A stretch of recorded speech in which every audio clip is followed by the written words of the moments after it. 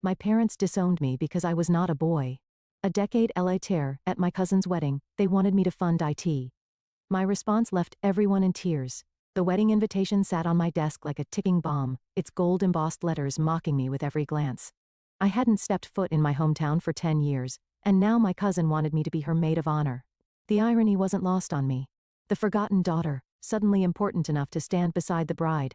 I'm June, and the last time I saw my parents, they made it crystal clear that a daughter wasn't what they had planned for their legacy. If only you were born a boy, my mother would say, shaking her head while serving dinner to my father first. Always first. My phone buzzed. Chelsea's name flashed across the screen. June. Did you get the invitation? Her excitement crackled through the speaker. Yeah, just looking at it now.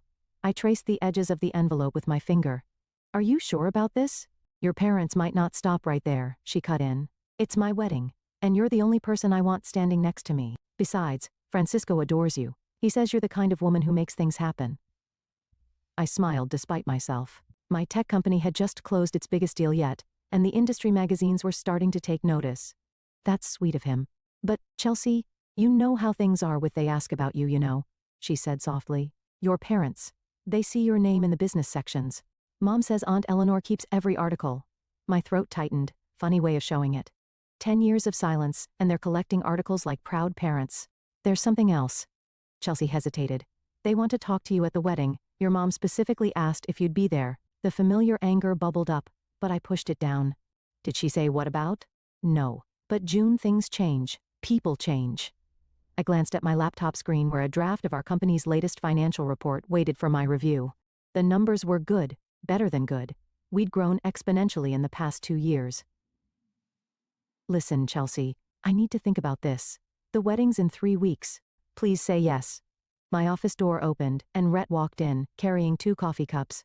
He raised an eyebrow at my expression. I'll call you back, I told Chelsea, hanging up. Wedding drama? Rhett placed a cup on my desk. You look like you've seen a ghost. Worse. My parents want to talk. He sat down, leaning forward. The same parents who told you that investing in your education was a waste because you just end up someone's wife? The very same. I took a sip of coffee. Chelsea says they've changed. People don't change that much, June. They just get better at hiding who they are. He paused. Unless they need something. A new message popped up on my phone from Lisa, my childhood friend. Just heard you might come back for the wedding. Your mom was at the grocery store telling everyone how proud she is of her successful daughter. Something's up. I showed Rhett the message. He let out a low whistle. Suddenly proud, right when your company's making headlines? My thoughts exactly. I stood up and walked to the window, looking out at the city skyline I'd grown to love. You know what the worst part is? A tiny piece of me still wants their approval. Pathetic. Right? Human, Rhett corrected. But don't let it cloud your judgment. You built all this, he gestured around the office, without them. While they were busy wishing for a son, you were becoming someone their imaginary heir could never match. My phone buzzed again. Another message from Chelsea. There's something else you should know. It's important. Can we talk? I showed Rhett the message. Go to the wedding, he said firmly. Whatever they want, whatever game they're playing, face it head on. You're not that scared teenager anymore. I picked up the invitation again, running my fingers over my name. June Spencer, not June Simmons. I changed my last name the day I left home, choosing my grandmother's maiden name, the only person in my family who had believed in me. You're right, I told Rhett. I'll go, but not for them. I pulled out my phone to text Chelsea. I'm in. But first, tell me everything. Half a response came immediately. Not over text? Can I come by your office tomorrow? There's a lot you need to know before you face them. I looked at Rhett, who was watching me with concern. Whatever they're planning, I said, they're about to learn that the daughter they didn't want grew up to be exactly who she needed to be. That's my girl. Rhett grinned. Now shall we review that financial report? Something tells me you're going to want those numbers fresh in your mind. I nodded, already wondering what Chelsea needed to tell me, and why my parents had suddenly decided their daughter was worth acknowledging. Whatever it was, I had a feeling this wedding was going to be about much more than just saying I do. Chelsea's revelation hit me like a bucket of ice water. They're losing everything, June. The family business, the house, all of it. Dad says Uncle Norman made some bad investments, and now they're desperate. We sat in my office, the city lights twinkling behind us as evening settled in. Chelsea clutched her coffee cup, her engagement ring catching the light. So that's why they suddenly remember they have a daughter, I said, the pieces falling into place. How much? They need at least $500,000 to stay afloat. Chelsea wouldn't meet my eyes. Aunt Eleanor's been telling everyone how successful you are, how proud they are of their brilliant daughter. I laughed, but there was no humor in it. 10 years of silence and now they're proud? Because they need money? I know it's awful. Chelsea reached across the desk to squeeze my hand. I just thought you should know before the wedding. They're planning to approach you there. At your wedding? They'd really do that. They think you won't make a scene, public image and all that. She rolled her eyes. You know how they are. My phone buzzed. A text from Lisa. Just drove past your old house. For sale signs up. You okay? Does everyone know except me? I showed Chelsea the message. Small town, remember. But listen, there's more. Francisco and I overheard them at the rehearsal dinner last night. They're telling people you offered to help, that you're coming home to save the family business. The anger I'd suppressed for years threatened to bubble over. They're already spending my money. June? Chelsea hesitated. What are you going to do? Before I could answer, Rhett burst into the office. You need to see this. He turned his tablet toward us, showing a local news website. There was my father standing in front of his failing business, quoted in an article about family enterprises facing challenges. We're fortunate that our daughter has agreed to step in, I read aloud. Family always comes together in times of need. My hand shook. They're painting themselves as proud parents whose successful daughter is rushing home to help. They're trying to back me into a corner. That's not all. Rhett scrolled down. They're hosting a welcome home dinner for you the night before the wedding. Already announced it in the society pages. Chelsea looked mortified. June, I'm so sorry. If I'd known they'd go this far, it's not your fault. I stood up, pacing the office. They're still playing the same games, just with higher stakes. What's your plan? Rhett asked, knowing that look in my eye. I stopped pacing. I'm going to that dinner and to the wedding, but not as the dutiful daughter they're expecting. June, Chelsea warned, whatever you're thinking. Don't worry, I assured her. I won't ruin your wedding, but I'm done letting them control the narrative. They want to use me for money? Fine. Let's see how they handle it when I use their precious public image against them. My phone rang. My mother's number. After 10 years, she was finally calling. Put it on speaker, Rhett suggested. I answered. Hello, Mother, June darling. Her voice was syrupy sweet. We're so excited about the dinner. Everyone's talking about it. Your father and I have missed you terribly. Have you? I kept my voice neutral. That's funny because I don't remember hearing from you for the past decade. A pause. The past is the past, dear. We're just so proud of what you've accomplished. A mother always knows her child's potential. I caught Rhett's eye. He was shaking his head in disbelief. Does she? I asked. I seem to remember you having very different opinions about my potential. June. Her voice hardened slightly. That's all water under the bridge. We have so much to discuss when you're home, such exciting opportunities for the family. I'm sure we do. I smiled, though she couldn't see it. I'm looking forward to it. After hanging up, I turned to Chelsea and Rhett. They want to play happy families? Perfect. I'll give them exactly what they want right up until I don't. June. Chelsea looked worried. What are you planning? Something that'll make them wish they'd never remembered they had a daughter. I picked up the wedding invitation. But first, I need to make a few calls. If they want to talk about money, let's talk about money. Rhett grinned. Need any help? Actually, yes. I turned to Chelsea. I'm still your maid of honor, and I promise your wedding won't be collateral damage. But afterward, they're going to learn that the daughter they dismissed isn't just successful. She's learned how to play their game better than they ever could. As Chelsea left, Rhett stayed behind. You sure about this? They taught me one valuable lesson, I said, pulling up my company's financial records. Image is everything. It's time they learned how that lesson can backfire. The welcome home dinner was exactly as I expected, a carefully orchestrated show of family unity. My mother had arranged everything perfectly, from the fresh flowers to the strategic seating of influential guests. I wore my most expensive suit, playing my part. June, darling. My mother air kissed my cheeks as I arrived. You look wonderful. Success clearly agrees with you, Mother, I smiled, matching her artificial warmth. You've outdone yourself with the arrangements. Well, we had to celebrate properly. She lowered her voice. Everyone who matters is here. I scanned the room.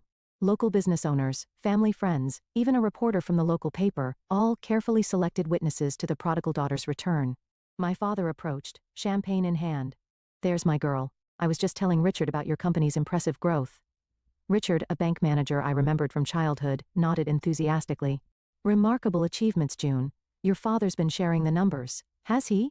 I raised an eyebrow. Interesting, considering I haven't shared those numbers with him. An awkward silence fell. My father laughed too loudly. Always the joker, this one. Lisa appeared at my side, squeezing my arm in silent support. June, let me grab you a drink. At the bar, she whispered, "They've been talking you up all evening. Your mom's practically glowing with maternal pride." 10 years too late, I muttered, accepting a glass of wine. "June," my father's voice behind me. "Could we have a moment in private?" I followed him to his study, the same room where he'd once told me that investing in my business education was pointless because no one takes women, executives, seriously. He closed the door. "You've done well for yourself. No thanks to you. Now, June," he straightened his tie, "let's not dwell on the past. We're family. Family supports each other. Does it?" I sat in his leather chair, his chair, and watched him flinch. "Like you supported me? We may have made mistakes," he paced the room. "But we're proud of you now. And with your help, we could rebuild everything, make it a true family enterprise." "How much do you need?" He named the figure, larger than what Chelsea had mentioned. "That's a significant investment," I said carefully. "Investment?" He laughed. "June, we're your parents. This is about family, not business." "Everything's business with you, father. You taught me that." A knock at the door. My mother entered, closing it behind her. "Is everything settled? Our daughter seems to think this is a business transaction," my father said tightly. "Isn't it?" I stood up. "You haven't spoken to me in 10 years. Now you're hosting dinners, bragging about my success, telling people I'm coming home to save the family business, all without asking me first. We're your parents." My mother stepped forward. "We have a right." "To what? My money? The success you said I'd never achieve?" I moved toward the door. "You know what's funny? If you'd just called, apologized, shown any genuine remorse, I might have helped. But this?" I gestured toward the party outside. "This manipulation. June." My father's voice hardened. "Think carefully about your next move. Your reputation." "My reputation?" I laughed. "I built that without you, just like I built everything else you're trying to take credit for." "People are watching," my mother hissed. They expect what you told them to expect." "That's your problem, not mine." I opened the door but turned back one last time. "I'll see you at Chelsea's wedding. I'm sure you'll be proud to have your successful daughter give a speech." Their faces paled simultaneously. Back at the party, Lisa intercepted me. "You okay?" "Perfect." I smiled at the curious onlookers. "Just discussing some exciting family business opportunities." The reporter perked up. "Any comments about the rumored family enterprise expansion?" "Oh yes," I said clearly. "I'll be making a very special announcement at the wedding. Something that'll make my parents incredibly proud." My mother, who had followed me out, froze mid-step. "Really?" the reporter scribbled frantically. "Care to give us a hint?" "Let's just say," I raised my voice slightly, "it's about family legacy, about making sure the right people benefit from success." My father's hand gripped his champagne glass so tightly I thought it might shatter. Lisa whispered, "What are you planning?" "Justice," I murmured back, served cold with a side of karma. As I left the party, I heard my mother making excuses about my jet lag, but I didn't care. Let them spend the next few days wondering what I'd do. Let them taste the anxiety they'd fed me for years. The wedding was in 2 days, and I had preparations to make. They wanted their successful daughter to make a statement. I'd give them one they'd never forget. "You're doing what?" Rhett's voice crackled through my phone speaker as I paced my hotel room. "June, that's either brilliant or insane." "Maybe both," I said, reviewing the documents on my laptop. "The paperwork's ready. I just need to make it public at the right moment." Lisa burst into my room waving her phone. "Have you seen this?" She pulled up a local news article. "Local success story returns. Family reconciliation leads to business merger."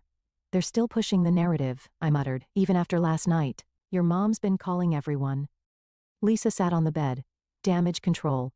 Saying you were tired from travel, that everything's proceeding as planned." My phone buzzed. "Chelsea calling. June, are you sure about tomorrow?" "Don't worry about your wedding," I assured her. "The reception speech is when everything happens. Your ceremony will be perfect." It's not that she hesitated.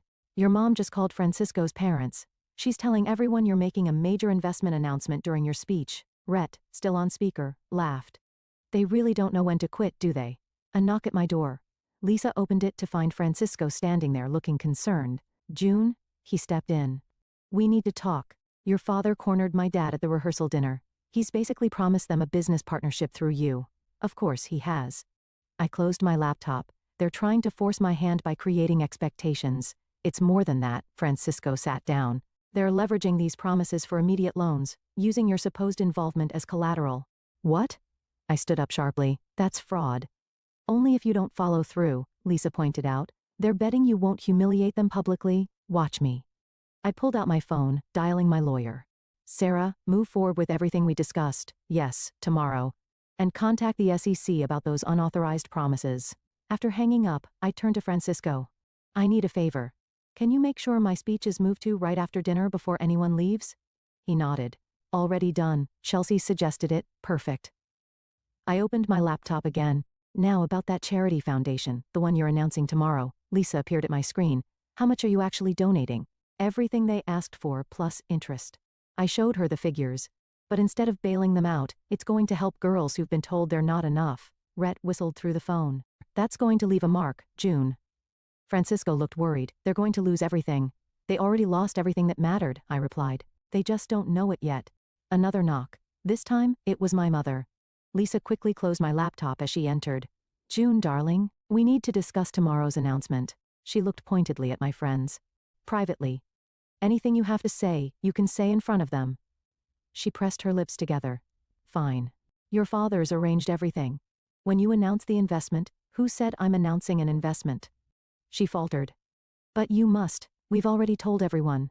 That's your problem, Mother, making promises about money that isn't yours. We're your parents. Really? I stood up. Where were you when I needed parents? When I was building my company from nothing? When I changed my name because I couldn't bear to carry yours? She flinched. We made mistakes. No, I cut her off. Mistakes are forgetting birthdays or missing school events. What you did was systematic emotional abuse. And now you want to profit from the success I achieved despite you? You ungrateful. She caught herself, aware of our audience. Think about what you're doing. Your father's reputation will be exactly what he deserves. I opened the door. Now if you'll excuse me, I have a speech to finish. After she left, Francisco let out a low whistle. That was intense. Tomorrow will be worse, Lisa warned. Tomorrow will be justice, I corrected, reopening my laptop. Rhett, is everything set on your end? Press release ready to go the moment you finish your speech, he confirmed. Local and national media already interested. Good. I pulled up my speech document. Because tomorrow, my parents are going to learn that the daughter they never wanted grew up to be exactly who she needed to be. Someone who won't let them hurt anyone else the way they hurt me. Lisa hugged me. Want us to stay while you practice? No. I smiled. I've got this. 10 years of practice, remember? As they left, I looked at the speech one last time. Tomorrow, at my cousin's wedding reception, I would finally say everything I'd held back for a decade.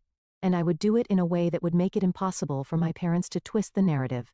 They wanted their successful daughter to make a statement. They were about to get exactly what they asked for. Chelsea's wedding was beautiful. As maid of honor, I stood beside her watching her marry Francisco with genuine joy. My parents sat in the front row, practically glowing with anticipation of my upcoming announcement. The local newspaper photographer kept his lens trained on our family exactly as they'd planned. At the reception, my mother worked the room like a politician, dropping hints about the exciting family business news to come. My father huddled with potential investors, making promises he thought I'd have to keep. Lisa squeezed my arm. You okay? Never better. I watched the servers clearing dinner plates. Almost time. Francisco's father approached, beaming. June. Norman's been telling me about the merger plans. Brilliant strategy. Has he? I smiled pleasantly. How interesting. The DJ's voice cut through the chatter. And now we'll hear from our maid of honor, June. My mother practically pushed people aside to get a better view, her camera ready. The local reporter flipped to a fresh page in his notebook. I stepped up to the microphone, my hands steady. The speech I'd prepared felt like a weapon, loaded and ready. When Chelsea asked me to be her maid of honor, I was touched. Family hasn't always been.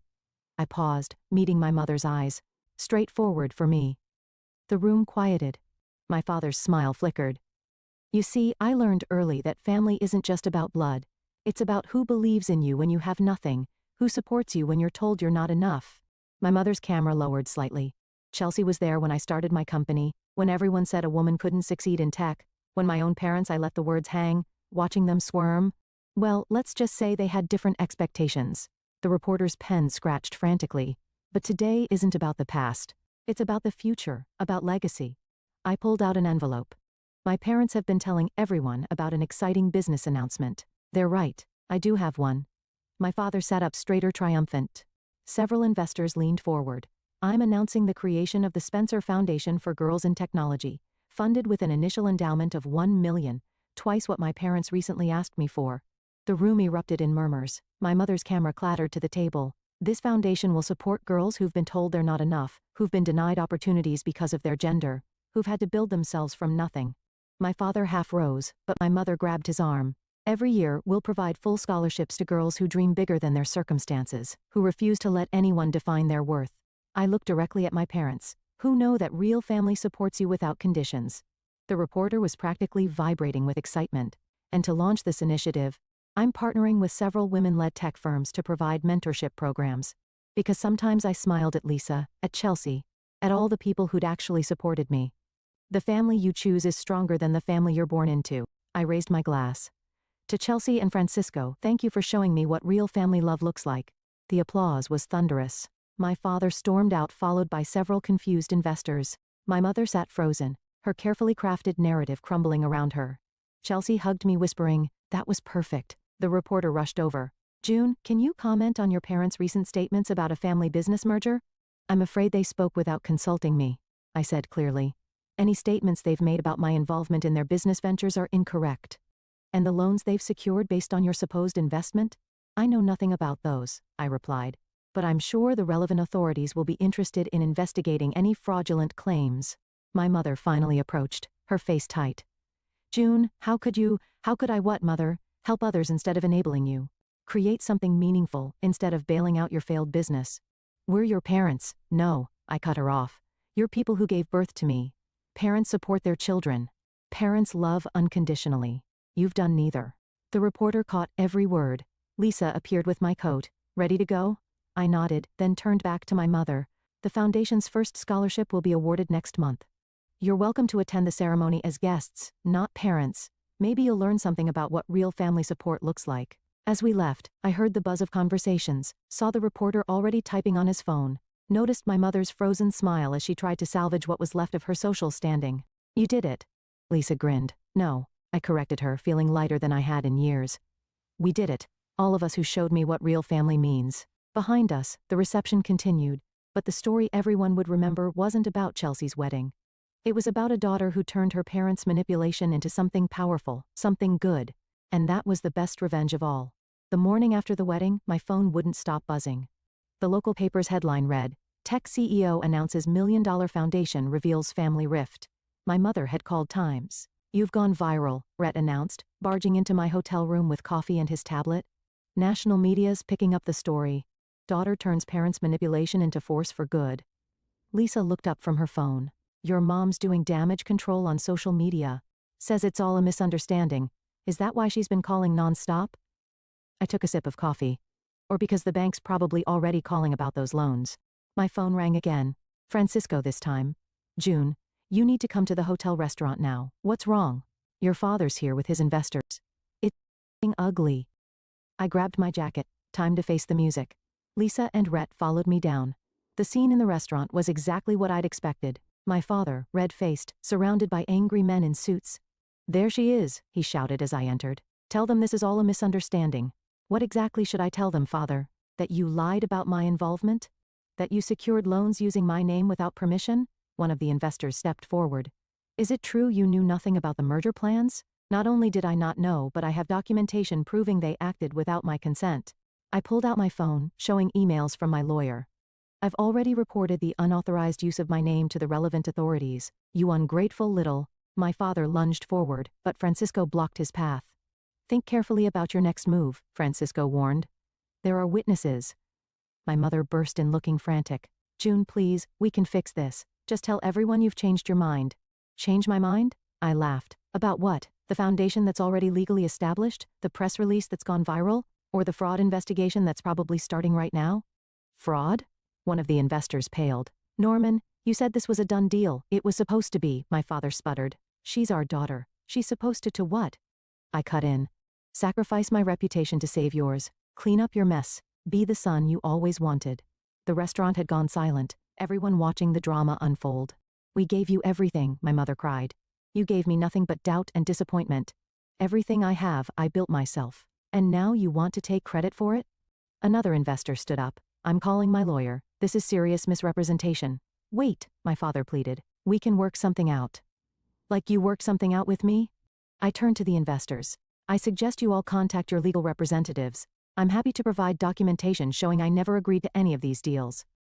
My mother grabbed my arm. "You're destroying your father's reputation." No, Mother, he did that himself. I'm just refusing to save it. Rhett stepped forward, tablet in hand. Should I send that second press release now? The one about the unauthorized loans? My father's face went from red to white.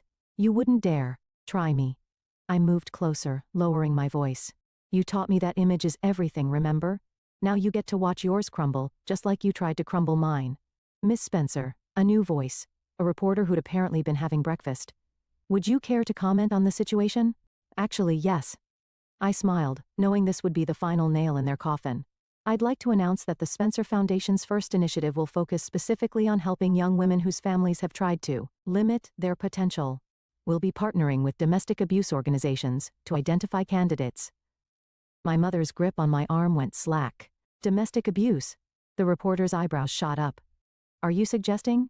I'm suggesting that emotional and financial abuse are just as damaging as physical abuse, and that it's time we help people break free from toxic family dynamics. The investors were already leaving, phones pressed to their ears. My father looked shell-shocked, his carefully built world collapsing around him. You've ruined us, he whispered. No, I corrected him. You ruined yourselves. I just refuse to be your safety net. Lisa appeared at my side. Your car's ready. We should head to the airport. I turned to leave, then paused. The foundation's first ceremony is in a month. I meant what I said. You're welcome to attend as guests. Maybe watching other parents support their daughters will teach you something. As we walked out, I heard my mother start to cry, heard my father trying to call after his fleeing investors. But for the first time in my life, their drama wasn't my problem. You okay? Lisa asked as we reached the car. Better than okay, I smiled, watching the hotel shrink in the rearview mirror. I'm free. 1 month later, I stood on stage at the Spencer Foundation's inaugural ceremony. The auditorium was packed with young women, their families, and media representatives. My parents' empty seats in the front row spoke volumes. Our first scholarship recipient, I announced, is Maria, a 17-year-old whose father told her that girls don't belong in engineering. Maria stepped forward, beaming. Her mother wiped tears from her eyes, clapping loudly. With this scholarship, Maria will attend MIT next fall. But more importantly, she'll know that her dreams are valid, her ambitions are worthy, and her gender is not a limitation. The applause was deafening. From the side of the stage, Lisa gave me a thumbs up. A commotion at the back of the auditorium caught my attention. My mother slipped in, looking smaller than I'd ever seen her. She took a seat in the last row, clutching her purse like a shield. I continued with the ceremony, introducing each recipient. Rebecca, who built a robotics program at her underfunded school. Sarah, who developed an app to help domestic violence survivors. Ashley, who the auditorium doors opened again. My father walked in, hesitating before sitting next to my mother. Their presence didn't feel like victory or defeat, just a footnote in a bigger story. After the ceremony, during the reception, Lisa nudged me. Your mom's heading this way? She approached tentatively, looking lost among the celebrating families. June, yes? Your father's business is gone, she said quietly. The house too. The investigators found everything. I know. I watched Maria hugging her proud mother. The local paper kept me informed. We're moving in with your aunt. She twisted her wedding ring. Your father's looking for work, but at his age, are you here for sympathy or money? I asked directly. Because I'm fresh out of both.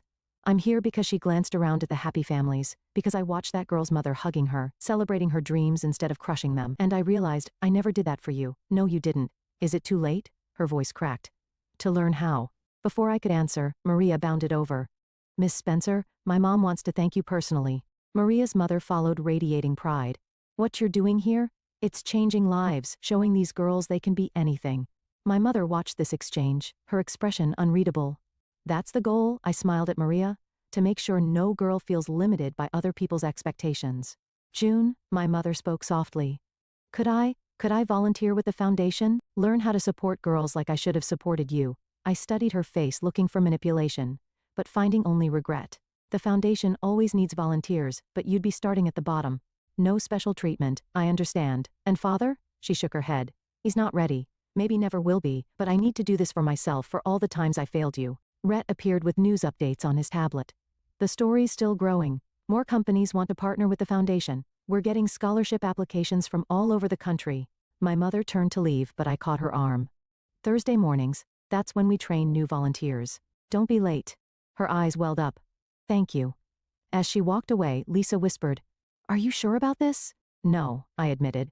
But this foundation is about breaking cycles. Maybe it's time to break this one too. The reception continued around us. Girls taking selfies with their acceptance letters, parents hugging their daughters, dreams taking flight. My father had left already, unable to watch this celebration of everything he'd fought against. Maria's mother approached again. Your parents, are they proud of all this? My father isn't, I said honestly. My mother is learning to be, but the real pride? I gestured to the room full of celebrating families. It's watching parents like you support your daughters without condition. That's what this foundation is about. Well, we're proud of you, she said firmly, all of us. Later as we packed up, Rhett showed me more news updates, my father's business collapse, the investigation findings, the community's reaction. Karma's real, Lisa commented. Maybe. I watched my mother helping clean up, trying to find her place in this new world. But so is growth. If she's genuine about learning, then this foundation will have changed one more life, Rhett finished. I looked around the auditorium, now empty except for echoes of joy and possibility. My revenge had transformed into something bigger than family drama. It had become a force for change. Ready to go? Lisa asked. Almost. I took one last look at the stage, just remembering something my father used to say about legacy. Turns out he was right, just not in the way he meant. We left together, leaving behind the weight of old expectations and carrying forward the promise of new beginnings. The Spencer Foundation's office buzzed with activity as I reviewed applications with our team. My mother sat at a volunteer desk, carefully organizing candidate files. 3 months of showing up every Thursday had earned her a regular position, though some staff still watched her warily. June. She approached my desk hesitantly. You should see this application. I took the file reading the girl's story. 16, brilliant at coding, parents refusing to support her dreams, history repeating itself. Her situation. My mother's voice wavered. It's like looking in a mirror, isn't it? The difference is she'll get support. I pressed the approval stamp on the application. That's why we're here. Lisa burst into the office waving her phone. Your father's on the local news. She pulled up the video.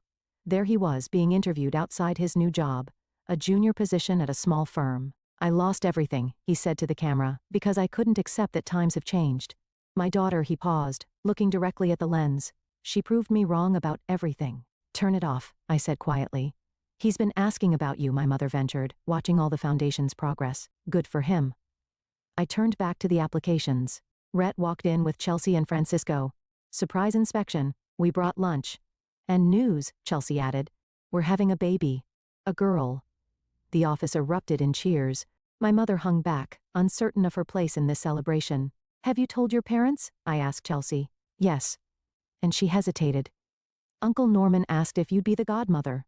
He said, and I quote, she'd teach her to be strong. The room went quiet. My mother dropped a stack of files. Did he now? I kept my voice neutral. Interesting timing. He's changed, June, my mother said softly. We both have. Watching you build this, help these girls. It's shown us everything we did wrong. Mom, I finally looked at her directly. You've proven you want to change. You show up. You do the work. You face your mistakes. But him? One TV interview and a message through Chelsea doesn't erase everything. I know, but the office door opened again. My father stood there looking uncomfortable in his off-the-rack suit. What are you doing here? I stood up. I came to apply. He held up a volunteer form. To learn, like your mother has. Lisa moved protectively closer to me. Rhett crossed his arms. Why now? I demanded. Because I was wrong. He stepped forward, about everything. About you, about women in business, about what makes a legacy worthwhile. He gestured around the office. This is worth more than any business I ever built. It's not that simple. I know. He placed the volunteer form on a desk. I'm not asking for forgiveness. I'm asking for a chance to learn, to understand, to do better. Like Mom has, she's braver than me. Always was. Took me losing everything to see that. He looked around at the application files. Each of these is a girl I would have dismissed, like I dismissed you. Chelsea stepped forward. June, remember what you said at the foundation launch about breaking cycles?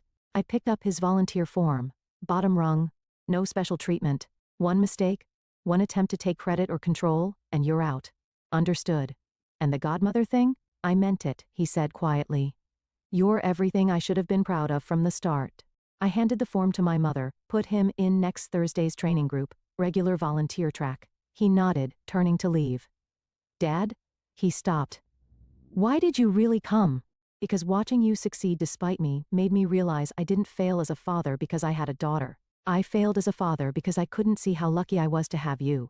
The office remained silent as he left. My mother wiped her eyes. Well, Rhett broke the tension. Shall we eat this lunch before it gets cold? As everyone gathered around, I watched my mother explaining procedures to new volunteers. Through the window, I saw my father get into his modest used car, such a change from his former luxury sedan. You okay? Lisa asked. You know what? I smiled, looking at the approved application in my hands, the girl whose parents didn't believe in her. I really am, because this was never about revenge. It was about change, and sometimes change has to start with us. Chelsea hugged me. So about that godmother thing, let's see how Thursday's training goes first. I laughed. One step at a time. The foundation office hummed with activity, applications being processed, dreams being supported, cycles being broken. My parents were learning slowly what they should have known all along, that true legacy isn't about control or expectations. It's about giving others the chance to soar.